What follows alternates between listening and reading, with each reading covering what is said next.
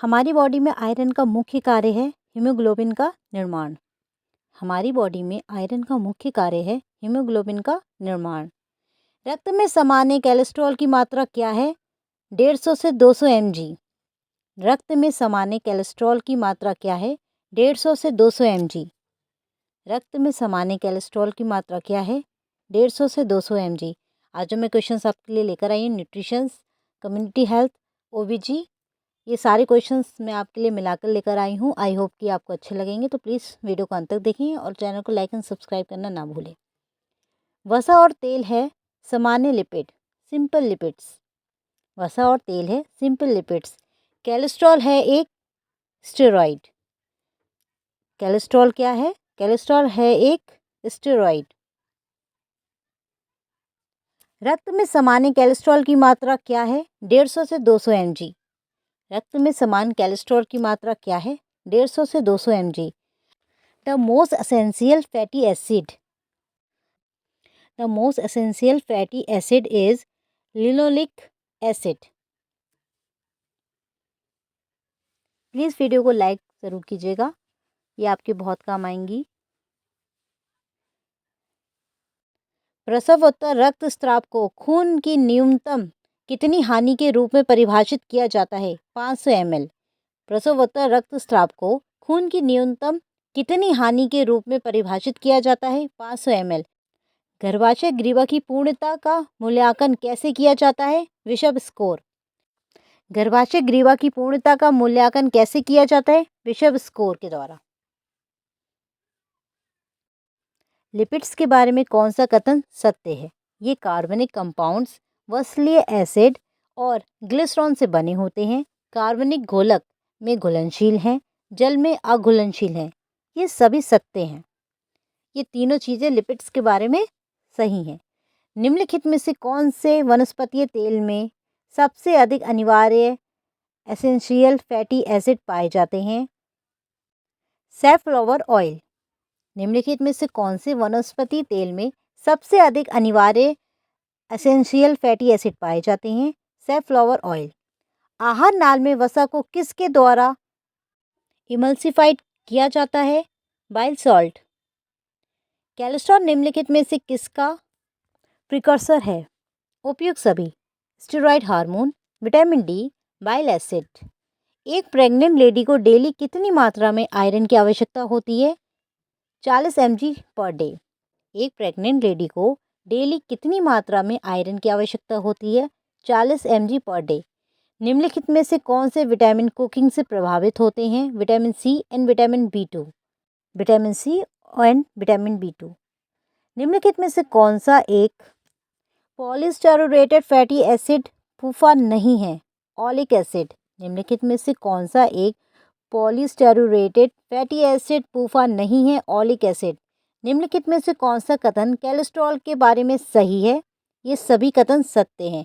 Cholesterol सभी steroid hormone का प्रिकॉर्सर है। यह पित्त के निर्माण के लिए आवश्यक है। ये कोशिका झिल्ली के आवश्यक घटक है। निम्नलिखित में से कौन से भोजन में कार्बोहाइड्रेट नहीं पाया जाता है? अंडा और मांस में। निम्नलिखित में से कौन से भोजन में कार्बोहाइड्रेट नहीं पाया जाता है? अंडा और मांस में। निम्नलिखित में से विटामिन सी का रिचेस्ट सोर्स कौन सा है? आंवला। निम्नलिखित में विटामिन सी का रिचेस्ट सोर्स कौन सा है? आंवला। निम्नलिखित में से कैल्शियम का बेस्ट सोर्स है? मिल्क। निम्नलिखित में से कैल्शियम का बेस्ट सोर्स है? मिल्क। दूध के उत्सर्जन के लिए कौन सा हार्मोन आवश्यक है? ऑक्सीटॉक्सिन। दूध के उत्सर्जन के लिए कौन सा हार्मोन आवश्यक है? ऑक्सीटॉक्सिन। अस्थानिक गर्भावस्था का मुख्य स्थान कौन सा है? ट्यूबल गर्भावस्था। अस्थानिक गर्भावस्था का मुख्य स्थान कौन सा है? ट्यूबल गर्भावस्था। अगर आपको वीडियो अच्छी लग रही हो तो प्लीज़ लाइक का बटन ज़रूर दबाएं। प्रसव की शुरुआत में भ्रूण की सामान्य प्रस्तुति क्या होती है? वेट्रेक्स प्रस्तुति। प्रसव की शुरुआत में भ्रूण की सामान्य प्रस्तुति क्या होती है? वेट्रेक्स प्रस्तुति। सूतिका अवस्था अवधि किसके बाद आती है? प्रसव के बाद। सूतिका अवस्था अवधि किसके बाद आती है? प्रसव के बाद आती है। सूतिका अवस्था कब आती है? प्रसव के बाद आती है। निम्नलिखित में से टेटनस को छोड़कर टॉर्च के संक्रमण में सभी शामिल हैं। प्रसवोत्तर रक्तस्राव को खून की न्यूनतम कितनी हानि के रूप में परिभाषित किया जाता है? 500 ml। प्रसवोत्तर रक्तस्राव को खून की न्यूनतम कितनी हानि के रूप में परिभाषित किया जाता है? 500 ml। अगर आपको वीडियो अच्छी लग रही हो तो प्लीज़ लाइक का बटन ज़रूर दबाएं। गर्भावस्था की सामान्य अवधि कितनी होती है? 280 दिन। गर्भावस्था की सामान्य अवधि कितनी होती है? 280 दिन। आरएच इनकम्पैटिबिलिटी की रोकथाम कैसे की जाती है? माँ को डी विरोधी एंटी डी देकर। आरएच इनकम्पैटिबिलिटी की रोकथाम कैसे की जाती है? माँ को डी विरोधी एंटी डी देकर। हेपेटाइटिस ए के फैलने का सबसे कॉमन रूट कौन सा है? फेसो ओरल। हेपेटाइटिस ए के फैलने का सबसे कॉमन रूट कौन सा है? फेसो ओरल। एक बच्चे में सीपीआर के दौरान कार्डियक कंप्रेशर एवं ब्रीथिंग का आदर्श अनुपात क्या होना चाहिए? 3:1। एक बच्चे में सीपीआर के दौरान कार्डियक कंप्रेशर एवं ब्रीथिंग का आदर्श अनुपात क्या होना चाहिए? 3:1। निम्नलिखित में से चिकन पॉक्स के चकत्तों का कौन सा लक्षण नहीं है? सर्वप्रथम वे चेहरे पर उत्पन्न होते हैं। निम्नलिखित में से चिकन पॉक्स के चकत्तों का कौन सा लक्षण नहीं है? सर्वप्रथम चेहरे पर उत्पन्न होते हैं। हेपेटाइटिस बी वायरस के इन्फेक्शन का रूट है? उपयुक्त सभी। पैरेंटल सेक्सुअल संक्रमित माँ से बच्चे में। उपयुक्त सभी के द्वारा। निम्नलिखित में से कौन सा टेटनस न्यूनेटोरम की रोकथाम का उपाय नहीं है? पेनिसिलिन नामक एंटीबायोटिक। निम्नलिखित में से कौन सा हेपेटाइटिस सीरम हेपेटाइटिस के नाम से भी जाना जाता है? Hepatitis B. निम्नलिखित में से कौन सा हेपेटाइटिस सीरम हेपेटाइटिस के नाम से भी जाना जाता है? Hepatitis B. लंबे समय तक थंब सकिंग करने से क्या जटिलता उत्पन्न हो सकती है? दांतों संबंधी समस्या, मुंह की मुकोसा में ट्रॉमा, चेहरे की हड्डियों का सही विकास नहीं हो पाना। उपयुक्त सभी। निम्नलिखित में से कौन सी संक्रामक बीमारी रूबेला के नाम से भी जानी जाती है? मीजल्स। निम्नलिखित में से कौन सी संक्रामक बीमारी रूबेला के नाम से भी जानी जाती है? मीजल्स को रूबेला भी कहते हैं। ग्रीवा बलगम की स्पिन बर्किट उपस्थिति किसका संकेत है? डिम्बो उत्सर्जन। ग्रीवा बलगम की स्पिन बर्किट उपस्थिति किसका संकेत है? डिम्बो उत्सर्जन। फीटल किडनी कब मूत्र उत्पादन शुरू करते हैं? 12 सप्ताह पर। वह अंग कौन सा है जो भ्रूण को पोषण प्रदान करता है? नाल। वह अंग कौन सा है जो भ्रूण को पोषण प्रदान करता है? नाल।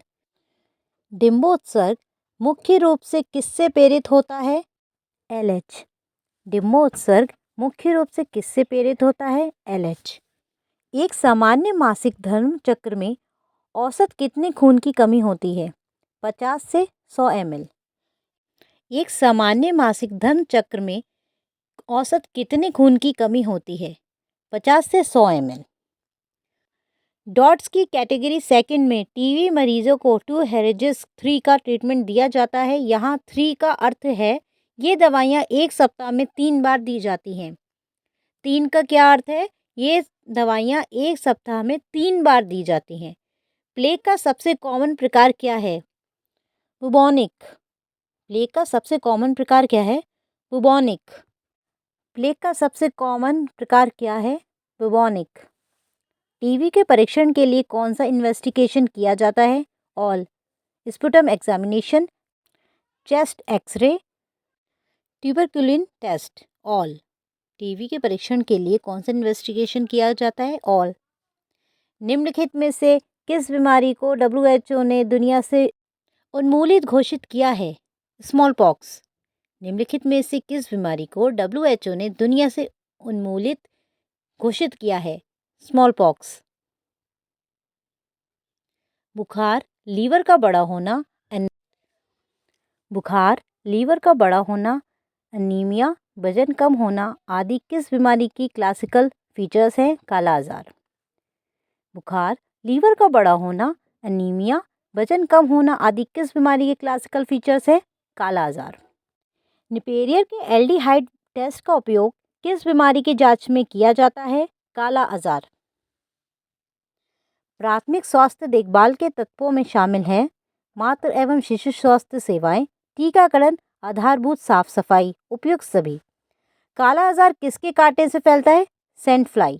काला आजार किसके काटने से फैलता है? Sandfly. काला आजार किसके काटने से फैलता है? Sandfly. अगर आपको वीडियो अच्छी लग रही हो तो प्लीज़ लाइक एंड शेयर का बटन ज़रूर दबाएं। निम्नलिखित में से किस बीमारी को WHO ने दुनिया से उन्मूलित घोषित किया है? Small pox. टिटनेस की रोकथाम हेतु काम में लिए जाने वाला टीका है? DPT, TT, पेंटा 5, उपयुक्त सभी। टिटनेस की रोकथाम हेतु काम में लिए जाने वाला टीका है DPT, पेंटा 5, TT, उपयुक्त सभी। कॉलेरा एक है बैक्टीरियल रोग। कॉलेरा क्या है? कॉलेरा एक बैक्टीरियल रोग है। कॉलेरा एक बैक्टीरियल रोग है। फेलियर टू थ्राइव का क्या मतलब होता है? वजन वृद्धि की दर में कमी। फेलियर टू थ्राइव का क्या मतलब होता है? वजन वृद्धि की दर में कमी। निम्नलिखित में से कौन सा लक्षण फेलियर टू थ्राइव वाले बच्चे में नहीं है? निम्नलिखित में से कौन सा लक्षण फेलियर टू थ्राइव वाले बच्चे में नहीं है? बच्चे की लंबाई कम होना। बच्चे की लंबाई कम होना। डेंगू वायरस का प्रमुख वाहक है एडिस इजिप्टी मच्छर। डेंगू वायरस का प्रमुख वाहक है एडिस इजिप्टी मच्छर। फिमोसिस का लक्षण है फॉरेस्ट स्किन का संकरा होने की वजह से ग्लांस के ऊपर नहीं आ पाना। फॉरेस्ट स्किन के संकरा होने की वजह से ग्लांस के ऊपर नहीं आ पाना। अगर आपको वीडियो अच्छी लग रही हो तो प्लीज़ लाइक का बटन जरूर दबाएं। निम्नलिखित में से किस बीमारी को हाइड्रोफोबिया भी कहते हैं? रेबीज। निम्नलिखित में से किस बीमारी को हाइड्रोफोबिया भी कहते हैं? रेबीज। हाइड्रोफोबिया का क्या अर्थ है? पानी से डर। हाइड्रोफोबिया का क्या अर्थ है? पानी से डर। येलो फीवर किसके कारण होता है? येलो फीवर किसके कारण होता है? फैल्वी वायरस फेब्रिकस। येलो फीवर किसके कारण होता है? फैल्वी वायरस फेब्रिकस। येलो फीवर किसके कारण होता है? फैल्वी वायरस फेब्रिकस। निम्नलिखित में से महिलाओं द्वारा प्रयोग किए जाने वाला गर्भ निरोधक साधन नहीं है? NSV। निम्नलिखित में से महिलाओं द्वारा प्रयोग में किए जाने वाला गर्भ निरोधक साधन नहीं है? NSV। रेबीज किसके काटने से फैलता है? कुत्ता। रेबीज किसके काटने से फैलता है? कुत्ता। रेबीज किसके काटने से फैलता है? कुत्ता। क्वेश्चन तो सबको पता होगा। प्लीज़ वीडियो को लाइक करना ना भूलें। निम्नलिखित में से कौन सी बीमारी दुनिया से उन्मूलित हो चुकी है? Small pox. निम्नलिखित में से कौन सी बीमारी दुनिया से उन्मूलित हो चुकी है? Small pox. अगर आपको वीडियो अच्छी लग रही हो तो प्लीज़ लाइक का बटन ज़रूर दबाएं। आशा करती हूँ जो मैंने आज आपको क्वेश्चंस बताए हैं आपके काम आएंगे और एग्जाम्स के लिए यूज़फुल होंगे। तो प्लीज़ वीडियो को लाइक, शेयर एंड सब्सक्राइब करना ना भूलें। Thank you.